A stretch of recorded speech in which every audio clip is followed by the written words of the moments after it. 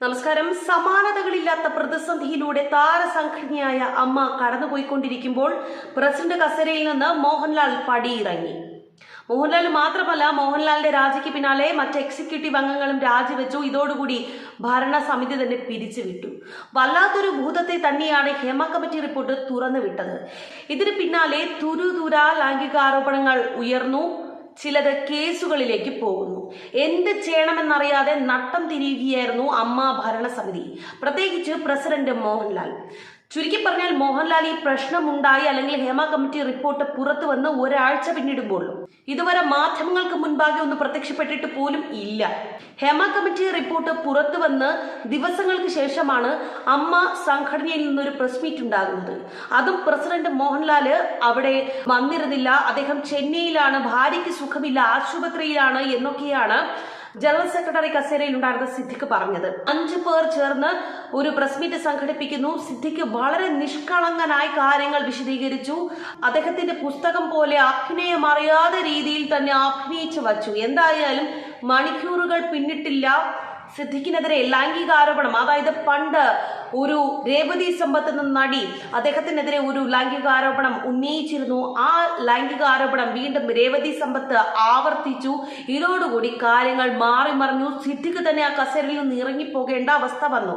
General secretary കസേരയിൽ നിന്ന് സിദ്ദിഖ് ഇറങ്ങിപ്പോയതിന് പിന്നാലെ ബാബുരാജ് ആക്ടിംഗ് ജനറൽ സെക്രട്ടറിയായി. അവിടെ കൊണ്ടും തീർന്നില്ല, മണിക്കൂറുകൾ പിന്നിട്ടില്ല, ബാബുരാജിനെതിരെയായി അടുത്ത ആരോപണം. ഇതോടുകൂടി ഇനി ആര് ഈ കസേരയിൽ ഇരിക്കും എന്ന അവസ്ഥ വന്നു.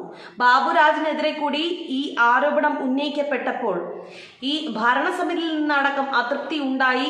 അമ്മ സംഘടനയിലെ താരങ്ങൾ തന്നെ 2 ചേരിയായി തിരിഞ്ഞ് അവരുടെ വാദമുഖങ്ങൾ നിരത്തി. ഈ വാദമുഖങ്ങൾക്ക് മുന്നിൽ ഭരണസമിതി പകച്ചുപോയി എന്ന് തന്നെ പറയും. ഇന്ന് രാവിലെ തന്നെ ഇവരുടെ വാട്സപ്പ് ഗ്രൂപ്പിൽ ജഗദീഷിന്റെ നേതൃത്വത്തിൽ ഒരു ചേരിയും മറ്റൊരു ചേരിയും രൂപപ്പെട്ടു.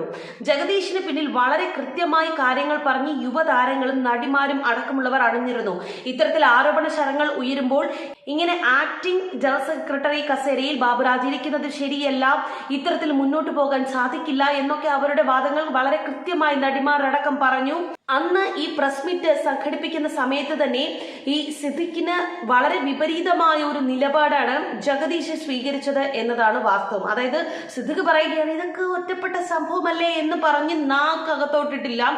ജഗദീഷ് മറ്റൊരു സ്ഥലത്ത് വെച്ച് മാധ്യമങ്ങളെ കണ്ടു. ജഗദീഷ് പറഞ്ഞത്, ഇതൊരു ഒറ്റപ്പെട്ട സംഭവമായി കാണേണ്ടതല്ല, ഒരിടത്ത് നടന്നാലും അതൊരു വലിയ വിഷയം തന്നെയാണ്, അത് കൃത്യമായി അഭിമുഖീകരിക്കേണ്ട വിഷയമാണ്, കൈകാര്യം ചെയ്യേണ്ട വിഷയമാണ് എന്ന് ജഗദീഷ് മാധ്യമങ്ങളോട് പറഞ്ഞു. ഇതോടുകൂടി തന്നെ അമ്മ സംഘടനയിൽ ഭിന്നസ്വരങ്ങൾ ഉയർന്നു എന്ന് വ്യക്തമായ കാര്യമാണ്. എന്തായാലും ദിവസങ്ങൾ പിന്നിട്ടില്ല, പ്രസിഡന്റ് മോഹൻലാൽ തന്നെ രാജിവെക്കേണ്ടി വന്നു. ഇതിന് പിന്നാലെയാണ് ഭരണസമിതി തന്നെ പിരിച്ചുവിടേണ്ട ഗതികേട് ഉണ്ടായത്. ഈ രാജിക്ക് തൊട്ടു മുൻപ് മോഹൻലാൽ സംസാരിച്ചത് മമ്മൂട്ടിയുമായിട്ടാണ്. മമ്മൂട്ടിയുമായി അദ്ദേഹം കാര്യങ്ങൾ സംസാരിക്കുന്നു, അദ്ദേഹവുമായിട്ടാണ് കൂടിയാലോചിക്കുന്നത്. സംസാരിച്ച ഉടൻ തന്നെ മോഹൻലാൽ രാജിവെക്കുകയായിരുന്നു എന്നാണ് അറിയാൻ സാധിക്കുന്നത്. രാജിക്ക് തൊട്ടു മുൻപ് മോഹൻലാൽ അംഗങ്ങളോട് സംസാരിച്ചിരുന്നു. അദ്ദേഹം വളരെ വികാരാധീനനായി സംസാരിച്ചു എന്നാണ് അറിയാൻ സാധിക്കുന്നത്. അതായത് തന്റെ മനസ്സ് നോവുന്നു, തന്നെ വ്യക്തിപരമായി കാര്യങ്ങൾ ബാധിക്കുന്നു, എന്ത് ചെയ്യണമെന്നറിയാത്ത അവസ്ഥയാണ്, അതുകൊണ്ട് തന്നെ താൻ ഈ കസേരയിൽ നിന്ന് ഇറങ്ങിപ്പോകുന്നു എന്നാണ് മോഹൻലാൽ അറിയിച്ചത്. നിലവിലുണ്ടാകുന്ന ആരോപണങ്ങളുടെ പശ്ചാത്തലത്തിൽ ധാർമ്മികത ഉയർത്തിപ്പിടിച്ച് ഈ കസേരയിൽ നിന്ന് രാജിവെക്കുന്നു അല്ലെങ്കിൽ ഭരണസമിതി പിരിച്ചുവിടുന്നു എന്നാണ് ഇവരുടെ പ്രസ് റിലീസ് പറയുന്നത്. പക്ഷേ അതുകൊണ്ടൊക്കെ ഈ വിഷയത്തിൽ നിന്ന് തലയുയരാൻ സാധിക്കുമോ എന്നതാണ് ചോദ്യം. അമ്മയുടെ തലപ്പത്ത് നിന്ന് പ്രസിഡന്റ് മോഹൻലാൽ രാജിവെക്കുമ്പോൾ അദ്ദേഹത്തിന്റെ ഉത്തരവാദിത്തം അവിടം കൊണ്ട് തീരുന്നില്ല എന്നത് കൂടി ഈ ഘട്ടത്തിൽ ഏവരും ചൂണ്ടിക്കാട്ടുന്നത് തന്നെയാണ്.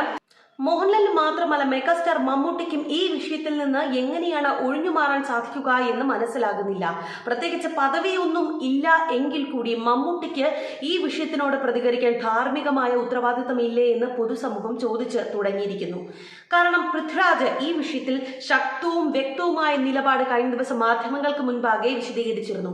അദ്ദേഹം കാണിക്കുന്ന ആർജവം പോലും നമ്മുടെ സൂപ്പർ താരങ്ങൾ കാണിക്കുന്നില്ല, അത് എന്തുകൊണ്ടാണ് എന്നാണ് ഇവരും ചോദ്യങ്ങളായി ഉന്നയിക്കുന്നത്. ഈ ഹേമ കമ്മിറ്റി റിപ്പോർട്ട് പുറത്തു വരും എന്ന ഘട്ടം എത്തിയപ്പോൾ തന്നെ മോഹൻലാൽ ആശുപത്രിയിലായിരുന്നു. അമൃത ആശുപത്രിയിൽ അദ്ദേഹം ചികിത്സ തേടിയിരുന്നു. അദ്ദേഹം അവിടെ അഡ്മിറ്റ് ആയിരുന്നു. അദ്ദേഹത്തിന് റെസ്റ്റ് ആവശ്യമാണ് എന്നാണ് അറിയാൻ സാധിച്ചിരുന്നത്. ഇതിനിടയിൽ അമ്മയുടെ ഒരു സ്റ്റേജ് പരിപാടി നടക്കുന്നുണ്ടായിരുന്നു. ആ പ്രാക്ടീസ് സെഷനിൽ ഈ മോഹൻലാൽ പങ്കെടുക്കുന്നുമുണ്ട്. അദ്ദേഹം സ്റ്റേജ് പരിപാടിയിൽ പങ്കെടുക്കുകയും ചെയ്തു. ഇതിന് തൊട്ടു പിന്നാലെ വീണ്ടും മോഹൻലാൽ അപ്രത്യക്ഷനായി. ചെന്നൈയിലെ ആശുപത്രിയിൽ അദ്ദേഹത്തിന്റെ ഭാര്യ ചികിത്സയിലാണ്. അതുകൊണ്ട് തന്നെ അദ്ദേഹം ചെന്നൈയിലാണ് എന്നാണ് ഈ പ്രസ് മീറ്റ് നടക്കുമ്പോൾ താരസംഘടനയായ അമ്മയുടെ പ്രസ് മീറ്റ് നടക്കുന്ന ഘട്ടത്തിൽ സിദ്ദിഖ് മാധ്യമങ്ങളോട് വിശദീകരിച്ചിരുന്നത്. അതായത് ഈ ഘട്ടം വരെ, അതായത് ഇന്ന് എക്സിക്യൂട്ടീവ് യോഗം നടക്കുമെന്ന് പറഞ്ഞിരുന്നു. എന്നാൽ മോഹൻലാലിന് അസൗകര്യമുണ്ട് എന്ന് പറഞ്ഞാണ് അത് പിന്നീട് നടക്കില്ല എന്ന് അറിയാൻ സാധിച്ചത്. എന്തായാലും ഈ ഘട്ടം വരെ മോഹൻലാൽ തന്റെ നിലപാട് വിശദീകരിച്ചിരുന്നില്ല. മമ്മൂട്ടി തന്റെ നിലപാട് അറിയിച്ചിരുന്നില്ല. എന്താണ് നടക്കുന്നത്, എങ്ങനെയാണ് ഇതിനെ നേരിടാൻ പോകുന്നത്, താരസംഘടനയായ അമ്മയുടെ വിശദീകരണം എന്താണ്, ഇതൊന്നും തന്നെ മോഹൻലാലോ മമ്മൂട്ടിയോ ഒന്നും തന്നെ പറഞ്ഞിരുന്നില്ല. മമ്മൂട്ടി തന്റെ ഒരു വ്യക്തി എന്ന നിലയിലുള്ള നിലപാട് പോലും വിശദീകരിച്ചിരുന്നില്ല എന്നതാണ്. എന്തായാലും ഈ ഒരു രാജി ഈ നിലവിലെ സാഹചര്യത്തിൽ നിന്നൊരു രക്ഷപ്പെടലായിട്ടാണ് മനസ്സിലാക്കാൻ സാധിക്കുന്നത്. എന്താ സൂപ്പർ താരങ്ങൾ എന്ന നിലയ്ക്ക് മമ്മൂട്ടിയിൽ നിന്നും മോഹൻലാലിൽ നിന്നും നമ്മൾ ഇതല്ല പ്രതീക്ഷിക്കുന്നത്, ഇതിലധികം പ്രതീക്ഷിക്കുന്നുണ്ട് എന്ന് മാത്രം ഓർമ്മിപ്പിക്കുന്നു. എന്തായാലും ഈ രാജിക്ക് ശേഷമെങ്കിലും അവർ എന്താണ് അവരുടെ നിലപാട് എന്ന് ഒരു വഴിയെങ്കിലും തങ്ങളുടെ സാമൂഹ്യ മാധ്യമങ്ങളിൽ കുറിക്കുമെന്ന് പ്രതീക്ഷിക്കാം.